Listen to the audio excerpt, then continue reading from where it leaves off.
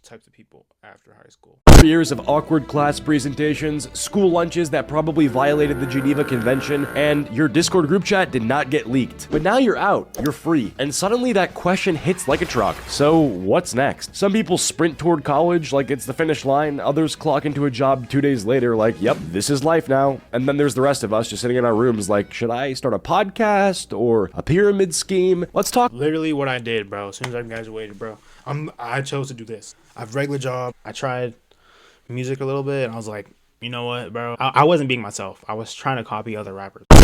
I just like, bro, I can't do this rapping, bro. It's not fun. I mean, it's fun. It gets fun for a little bit, but I know it's not fun. This is fun. Like, this is fun. Reacting to videos, seeing, like, communicating with the chat. Like, it's way more enjoyable because I can actually be myself, show my face, all this stuff, and just like relax. Like, there's no pressure. Types of people after high school and how weird this phase of life actually is. Starting off, we have the college dreamer. These are kids that always knew they were going to college. They had a dream school, a major, a life. There's always the kids that actually want to go to college and the kids that are going to college that don't even know why they're going. They're just going because their parents said that they have to go. And then those are the ones that end up dropping out too, because it's like, bro, they finally, because they're woke up in their mind and they're more independent and they realize that, dude, I don't want to do this. But just know that you don't have to go to college. There's way more options in college. You could do YouTube, which is what I'm doing, streaming, what I'm doing. You can do trade school. You can do freaking, dude, you can literally do anything, bro. You can do anything. Make music.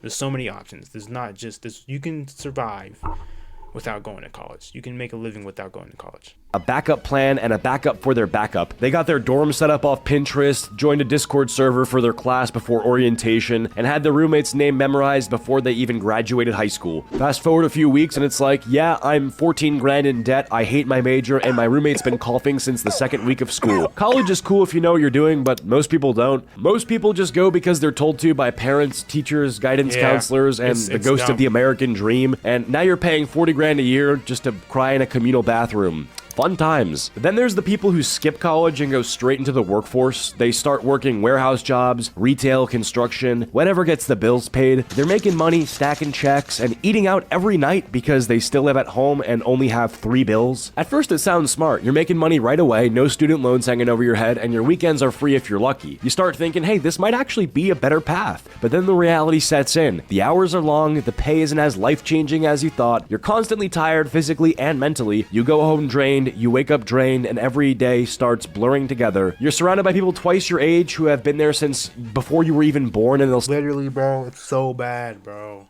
So bad. That's why doing YouTube, man. We have to make it on YouTube, man. Have to make it. Gotta take that risk. like, it's not great, but it's a job, or at least it's stable. They're not chasing anything, they're just surviving, and then that's what— Yeah, I feel like, yeah, it's literally just full of survivors.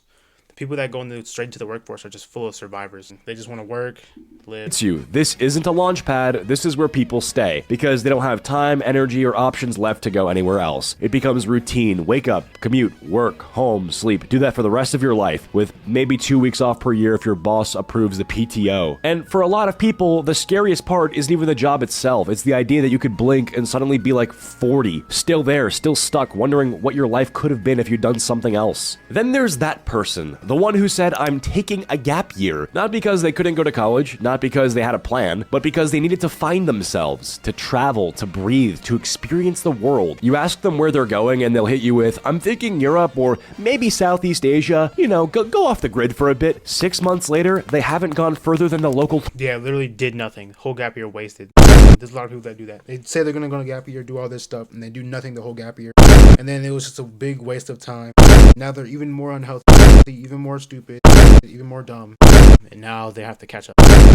They wake up at 2 p.m., scroll TikTok for 3 hours, and then tweet something deep like, healing isn't linear. Their idea of working on themselves is watching 3-hour video essays on YouTube about movies they've never seen. They downloaded Duolingo to learn French but stopped after bonjour. They keep saying they're gonna start— brand, and they did design one hoodie in Canva that they haven't posted because they're waiting for the right vibe. And listen, there's no shame in taking a break. Sometimes that time off is necessary, especially if school has burnt you out. But the problem is this break becomes your whole life. 1 month becomes 3, 3 becomes 6, and before you know it, they've built a full routine around doing absolutely nothing. Wake up late, stare at a wall, play some Valorant, hit up their local gas station for dinner, and repeat. But they'll keep saying, trust me, bro, I got plans. And when you ask what those plans are, it's always vague. Big things coming. I'm in a building phase right now. No, you're not. You're in pajamas at 4 p.m. They'll talk about launching something like they're Elon Musk, but the closest thing they've launched is a DoorDash order. They keep referencing the economy like it's the reason they haven't made a move yet. Like, I mean, with inflation the way it is right now, bro, you don't even pay for gas. What are you talking about? And look, we've all been there to some extent. The weird limbo phase. You're technically free. You don't owe anyone anything. You're just kind of floating. And for a while, that can feel amazing. You're not answering to teachers. You're not stuck in a classroom. You're not dealing with exams or deadlines. But if you're not careful, that float becomes a free fall. You stop making decisions. You stop trying. And you convince yourself that you're waiting for the right moment when really you're just scared to start. Gap years are fine. Resting is fine. Vibing is fine. But if your gap year turns into a gap decade and your life plan still revolves around a clothing brand that does not exist yet, maybe it's time to clock back in. Next up, we have the friend who straight up disappears after high school. High school ends and this person vanishes like it's a Marvel post-credit scene. 1 minute they were at every hangout, every group chat, every chaotic late night Discord call, then poof, they're gone. They stop replying, they leave the Snap group chat without saying a word. They're not mad, they're not beefing, they just dipped. At first you're like, maybe they're busy, but then weeks turn into months, birthdays go by, inside jokes get forgotten. And the next time you think of them is because Instagram reminded you with one of those weird people you may know stories where they're standing in front of a Jeep with a quote like, only forward from here. Then one day out of nowhere, you run into them. Target, gas station, Taco Bell, doesn't matter. And it's the weirdest interaction of your life. Oh my God, how have you been? Good, I'm just working a lot, grinding. Yeah, grinding what? No one knows. You're half expecting them to tell you they're a freelance monk or something. And the thing is, they're not weird or rude or distant when you see them again. They're chill, they're polite. It's like catching up with a coworker you forgot you used to be best friends with. You part ways with some, awkward, let's hang. It's like that friend you can go like months without talking to and come back and still be good friends with. Like the people that you're just cool with, like generationally. Energy, knowing damn well it's never happening. Wrong word. Like the friend you're just cool with unconditionally. It's not a bad thing, really. It's just what happens. People drift, they move towns, they get new jobs, new circles, new priorities. But it still hits you sideways when someone who was in your life every single day just becomes a memory. You start realizing how many friendships were based on proximity, not purpose. Y'all weren't soulmates, y'all just sat next to each other in biology for 4 years. And it's weird because when it happens, you think you did something wrong. Like, did I say something? Did I forget to reply to something important? No, they're just on a different path now, and that's okay. It still stings, but it's okay. Eventually, you'll be that person to someone else too. You'll vanish from their life, pop up months later. Yo, it's been a minute, DM with no explanation. And that's just how life moves after high school, Friendships stop being automatic. You actually have to put effort in, and if neither of you do... Yeah, because when you're in school, you literally see them every day. So it's like, of course you're going to talk to them, and it's way easier to keep relationships because you're seeing them every single day.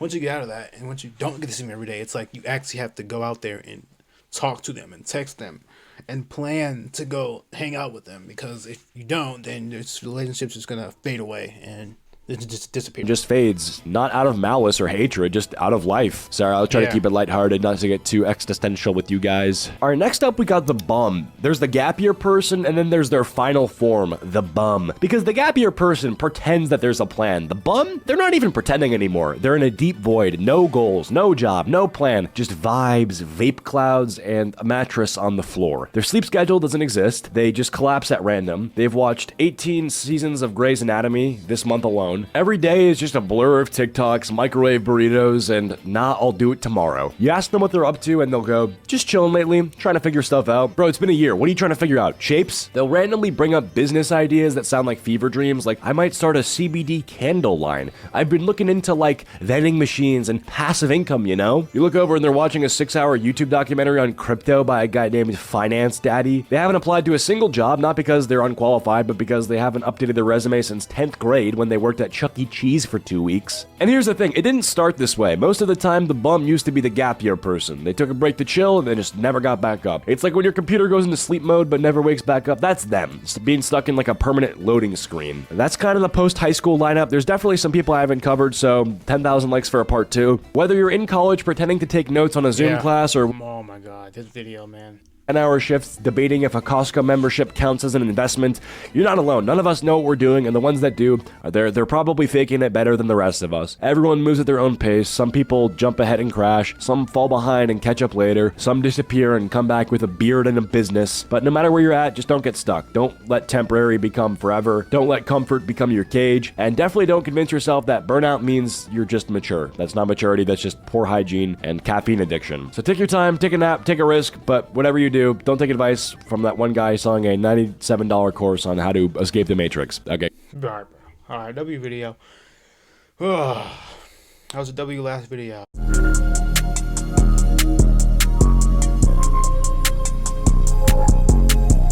Let me out of here, I'm dying here, I'm drowning here.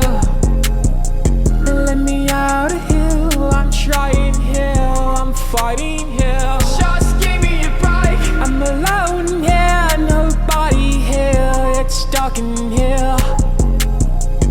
I can't seem to